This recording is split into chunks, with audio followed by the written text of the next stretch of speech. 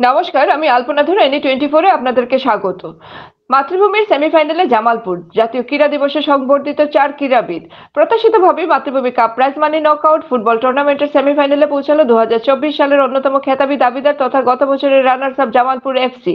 বৃহস্পতিবার দলের বাম নিত্যানন্দ উচ্চতর মাধ্যমিক বিদ্যালয়ের খেলার মাঠে প্রতিপক্ষ মথুরাপুর এফসি দলকে 2-0 গোলে হারিয়েছে তারা। উল্লেখ্য, এদিন সেরা খেলোয়াড় নির্বাচিত হন জামালপুর এফসি দলের খেলোয়াড় মিংলু।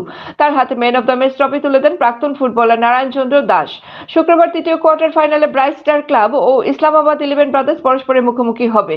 এদিন খেলার শুরুতে জাতীয় ক্রীড়া দিবসে হকির জাদুকর মেজর ধ্যানচাঁদের প্রতিকৃতিতে পুষ্পার্ঘ্য অর্পণ করে শ্রদ্ধা জানান আয়োজক মাতৃভূমির কর্ণধার শীতাংশু দাস সহ সংস্থার অন্যান্য কর্মকর্তারা। জাতীয় ক্রীড়া দিবসকে উপলক্ষ করে এদিন প্রাক্তন ফুটবলার তথা ক্রীড়া সংগঠক তুষারকান্তি বর্মন, শিশির কুমার বর্মন, ইন্দ্রজিৎ সিংহ ও নারায়ণ চন্দ্র দাসকে ক্রীড়া ক্ষেত্রে তাদের বিশেষ অবদানের জন্য সম্মাননা জানানো হয় মাতৃভূমির তরফে।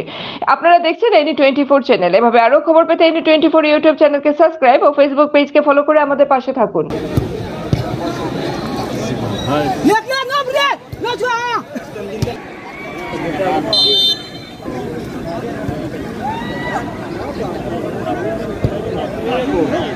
Hello.